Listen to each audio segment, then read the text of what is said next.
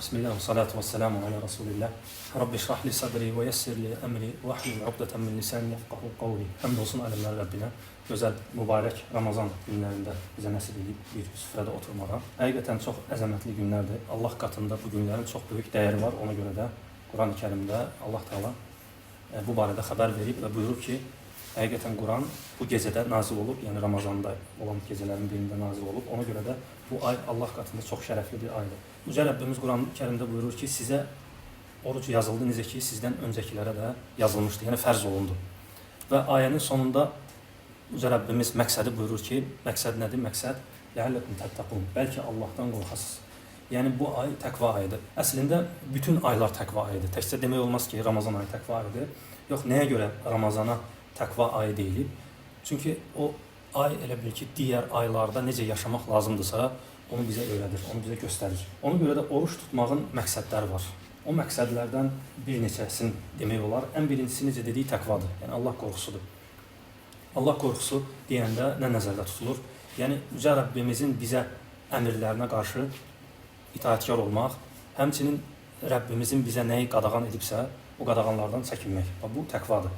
Yəni insan həyatı boyu yaşadığı həyatında nə varsa hər bir şeyi incələməlidir. Yəni bütün hərəkətlərini incələməlidir. Nə icazəlidir, nə icazəli deyil. Əgər nəsə icazəli deyilsə, ondan çəkinməlidir. Söz yox ki, Rəbbimiz bizə çox şeyləri mübah edib, icazə edib. O qədər halal şeylər, halal nemətlər var ki, onların içində bir neçəsini Allah Taala qadağan edib. O qədər halal, yəni həyat tərzi var ki, onların bir neçəsini Rəbbimiz bizə qadağan edib. Və bu da bizim üçün xeyirlidir. Necə dedik ki, birinci faydalardan, məqsədlərdən biri nədir? Təqvadır. İkincisi, itaət. İnsan itaətkarlığı öyrənir. Yəni, baxın, biz oruç tutduğumuz zaman nə qədər özümüzü gözləyirik. Xüsusən birinci əsas məsələlər yeməkdən. Yemək yemərik, içmərik. Hətta biz insanlar belə görməsələr, biz çəkinirik. Bu bizə nəyi öyrədir? Bu bizə itaət etməyi öyrədir. Ki, Rəbbimiz bizə yeməyi, içməyi qadağan edib. Deməli, bu başqa vaxtlarda da bizə bir dərsdir, bir nümunədir. Bizdə alışqanlıq yaranır. İtaətkarlığa alışqanlıq yaranır. Yəni, bu da orucun məqsədlərindəndir. Və həmçinin bir arınmadır. Yəni, insanın ruhunun təmizlənməsidir. İnsan bəzi şeyləri, halal olan şeyləri tərk edirsə, artıq onun qəlbində, onun ruhunda bir təmizlik əmələ gəlir. Həmçinin bu məqsədlərdən biri də nədir? İradənin möhkəmləndirilməsi. Yəni, insan ona lazım olan yeməyini tərk edir, ona lazım olan içməyini tərk edir, ona lazım olan şəhvətini tərk edir. Həmçinin buna yaxın olan məsələlər, misal üçün gözünü haramdan qoruyur, dilini haramdan qoruyur və beləliklə nə əmələ gəlir? İradəsini möhkəmləndirir. Bu da orucun məqsədlərindəndir, çünki mömin iradəli olmalıdır, möhkəm olmalıdır. Və həmçinin məqsədlərindən biri də nemətin qədrini bilmək, şükür. İnsan Rəbbinin nemətlərinə qarşı şükranlı olur. Nə vaxt ki, ac olur, artıq yeməyin qədrini bilir, yeməyin nemət olduğunu bilir, suyun nemət olduğunu bilir. Həmçinin ictimai məsələlərdən də buyurublar ki, insanlar ictimaiyyət arasında bir bağlılıq əmələ gəlir, həmçinin başa düşmə əmələ gəlir. Yəni, insan ac qalan insanların, kasıb insanların, miskin insanların halına qayıdır. Çünki insan tox olanda adətən düşünə bilmir elə şeyləri. Aclıq insanda düşüncə yaradır və insan az insanların və ya kasıb insanların halını başa düşə bilir. Və təbii ki, nəyə görə başa düşür? Hətta onlara yardım ola bilsin, hətta onlara dəstək ola bilsin. Və həmçinin faydalardan, orucun faydalarından bərabərlik. Baxın, yəni milyonlarla insan hamılıqla ac qalır. Bu, heç bir dində və ya dünyanın heç bir yanında belə bir şey yoxdur ki, yəni milyonlarla insan eyni vaxtı eyni məsələnin üzərində olsunlar. Bu, yalnız İslamda bu gözəllik var. Baxın, dünyada nə qədər müsəlman var, milyard və ya daha artıq. Bu Ramazan ayında eyni vaxtda milyonlarla müsəlman heç biri su içmir, yemək yemir, günahlardan uzaq qalır və ilaxır, ibadətlər və s. Yəni, bu nə yaradır? Bu, böyük bir bərabərlik yaradır. Müsəlmanlar arasında böyük bir bərabərlik yaradır. Və bu da əsas məqsədlərdəndir. İslamın əsas məqsədlərindəndir. İnsanları bir xeyir üzərində cəm etmək. Və həmçinin faydalardan, orucun faydalarından səbir. Səbir etməyi. Dözümlülük göstərməyi. Yəni, Ramazan özü özlüyündə bir səbir məktəbidir. Biz burada səbir eləməyi öyrənirik. Baxın, səbir etdik, yemək yemədik. Səbir etdik, su içmədik. Eləcə də Ramazandan sonra və ya iftar açandan sonra nəyə səbir edirik? Necə ki, yemək yesəydik, əgər orucumuz pozulardısa, eləcə də biz günah etsək, əməllərimiz pozula bilər. Biz günah etsək, etdiyimiz yaxşı işlər aradan gedə bilər. Yəni, pis əməllər, yaxşı əməlləri apara bilər. Ona görə də bizə səbr etməyi öyrədir. Həmçinin faydalardan səhət. Necə ki, Peyğəmbərimiz sallallahu aleyhi və səlləm bizə düzgün yemək yeməyi də hətta öyrədib. Yəni hədislərin birində buyurur ki, yəni, adam övladına kifayət edər ki, 3 loğma yesin və beli onunla düz qalsın. Ya deyir, əgər bacarmasa, onda mədənin 3/1 su, mədənin növbəti 3-dən 2 hissəsi su, yemək, su və sonuncu hissə isə boş qalsın, havayı su qalsın. Yəni, o deməkdir ki, insan mədəsini doldurmur yeməklə. Yəni, bu ən, necə deyirlər, üstün halda da, ondan o tərəfə yoxdur. Amma əfsuslar görürsən, bəzən biz dözmürük, yəni mədəni doldururuq və nəticədə bədən də zəifləyir, səhət də əldən gedir. Və müasir dövrdə də görürük ki, ən çox problemlər, xəstəliklər də bəzən yeməkdən olur. Daha çox yeməkdəndir. Hal-hazırda müasir dövrdə xəstəliklərin çoxu daha çox yeməkdən olur. Hətta ona görə qeyri-həyatda müsəlman belə həkimlər, tibb sahəsində də tövsiyə olunur ki, ac qalmaq. Halbuki, əlhamdülillah, bizim etdiyimiz bu oruc ibadəti o ac qalmaq məsləhətini də yerinə yetirir. Həmçinin savab qazanırıq. Amma düzdür, əsas məqsədimiz o deyil. Əsas məqsədimiz Rəbbimizin əmrini yerinə yetirmək, onun razılığını qazanmaq, təqva sifətini əldə eləmək. Amma bununla yanaşı da bunlardan sonra səhət də var burada. Yəni, oruc qalanda insan artıq onun bədənində yenilənmə gedir və s. Və necə dedik ki, Peyğəmbərimiz sallallahu aleyhi ve sellem də yeməyi tənzimləməyi buyurub ümmətinə. Ki, kifayət edir ki, az loxmalarla yemək yesin, dursun. Yəni, doymadan durmaq. Və hətta biz sələflərin həyatını oxuyanda görərik ki, onlar toxluğu yaxşı görmürdülər. Məsələn, bizim üçün toxluq adi şeydir bəlkə də. Biz hər gün doya bilirik yeməkdən. Amma onlar olsa belə toxluğu bəzən özlərinə məkruh görürlər. Baxmayaraq ki, burada heç bir haramlıq nə yoxdur. Sadəcə, onlar onu həm dinləri baxımından, həm də sağlamlıq baxımından. Hətta, səhv eləməmirsə, İmam Şafii deyir ki, bir dəfə doyunca yemək yedim, onu da qaytardım bilərəkdən. Qaytardım ki, belə səhv eləməyim. Yəni, onlar yemək məsələsinə bu qədər fikir verirdilər.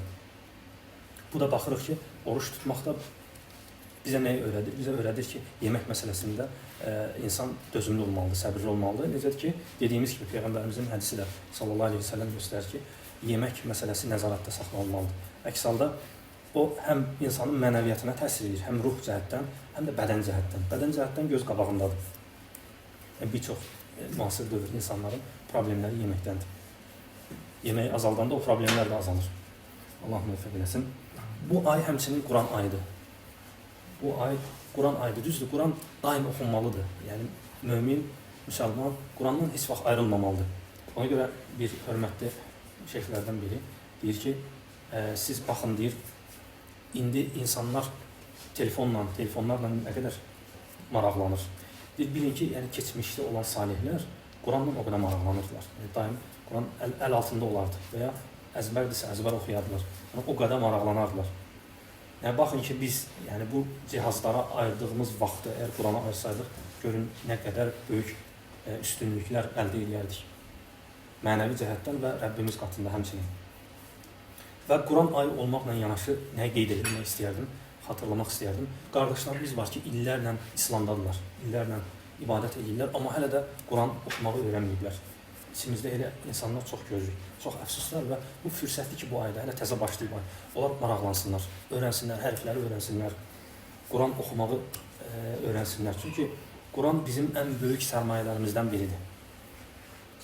Quran bizim ən böyük sərmayələrimizdən biridir. Bizim ibadətlərdən sonra gözlə görünə bilən, hiss oluna bilən ən böyük qazancımız Qurandır. Siz baxın ki, bizim namazımız, demək olar ki, namazın ən böyük hissəsi Quran, namazın dəyəri elə Qurandadır. Baxmayaraq ki, düzdür, namaz özlüyündə Fatihə müəyyən zikirlərdən ibarətdir, kifayət olur namaz sayılması üçün, yəni qəbul olunması üçün kifayət olur. Amma onun Allah qatında dəyərli olması üçün ona dəyər verən məsələlərdən biri də Quran-ı Kərimdir.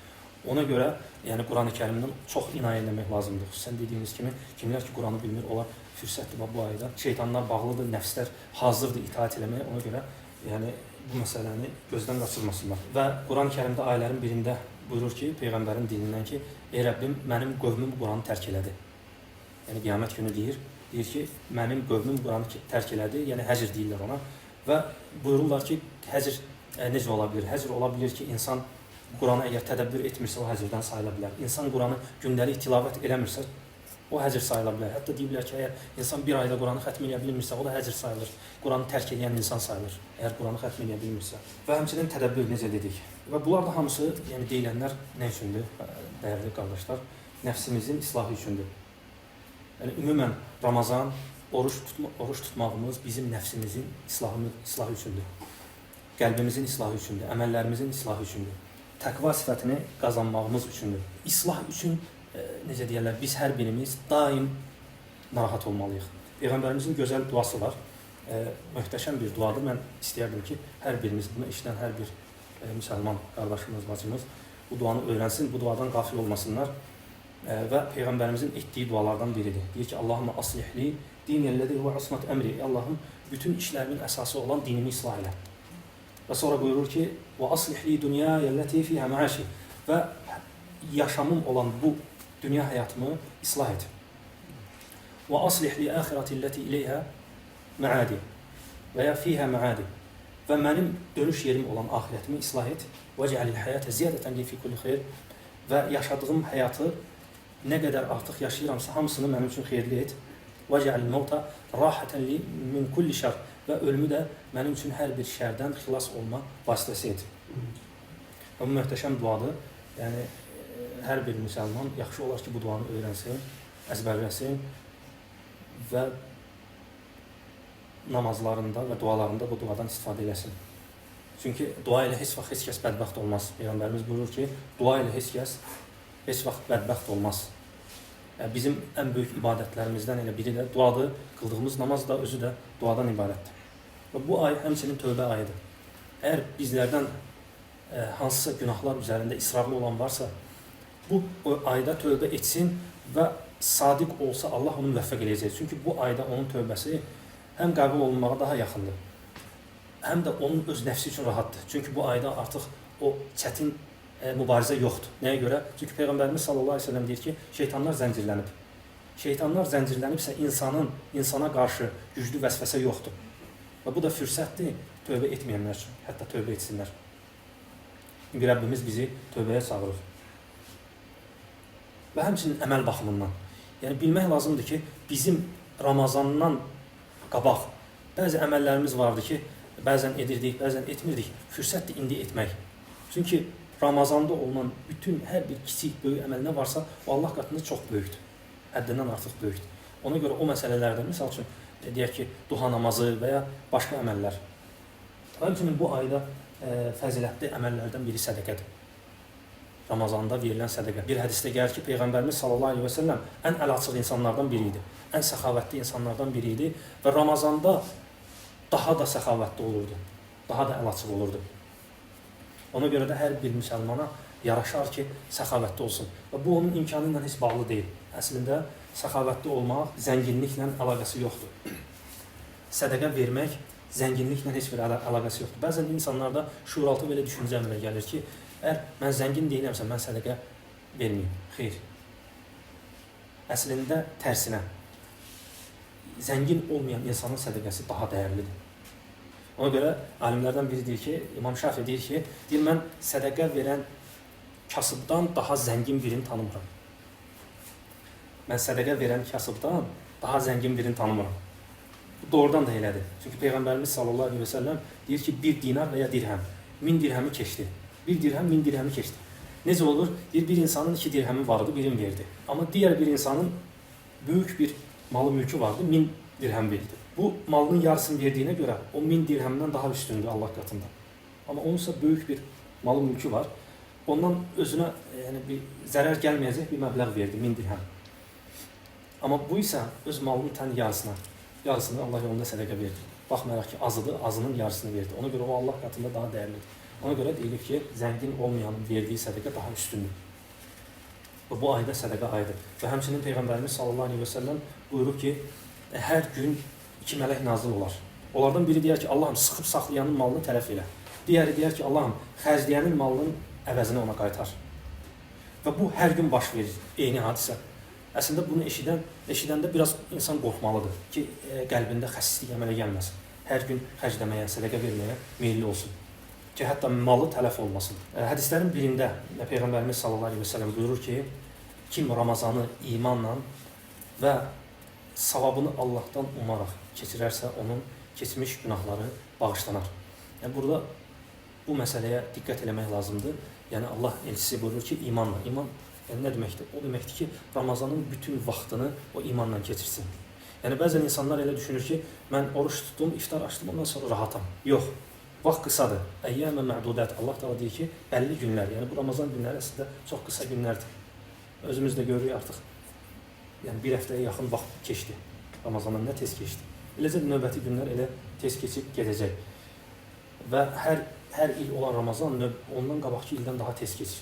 Çünki qiyamətə doğru yaxınlaşdıqca vaxt hərəkəti azalır, vaxt qısalır. Və necə dedik ki, yəni bizim Ramazanda olan o fəzilətli vaxt bizim o oruç tutduğumuz vaxt deyil təkcə. Yəni insan düşünür ki, iftar elədim, əlhamdülillah, savab qazandım, bundan bitdi. Xeyr, bundan bitmədi. Əslində elə bundan sonra başlayır hər şey. Və ona görə də buyurulur ki, Ramazanın gecələri gündüzlərindən daha əfsəldir. Baxmayaraq ki, oruc böyük əməldir, onun savabı Allah qatında çox dəyərlidir. Amma Ramazanın gecələri çox dəyərlidir. Yəni gecələr gündüzlərdən daha üstündür. Yəni biz ona görə deyilib ki, alimlər də daha daim vurğulayıblar ki, yemək məsələsində insan çox yeyərsə, o Ramazanın əsas məqsədini itirmiş olar. Çünki biz az qalırıq ki, elə bir məqama çataq ki, orada artıq ibadət bizim üçün asanlaşsın, düzdür. İnsan yeməyini çoxaldarsa, artıq Ramazanın gecələrini ibadət edə bilməyəcək. Ona görə də yəni biz bilməliyik ki, bizim Ramazanda əsas ibadətlərimiz gecədir. Ona görə də iftar məsələsində diqqətli olmalıyıq. Allah Teala bizi eşidib faydalanlardan eləsin. Allah Teala tutduğumuz oruçları, ibadətlərimizi, sədəqələrimizi, qiyam namazlarımızı qəbul etsin. Və axiru da'vana elhamdülillahi rabbil alamin.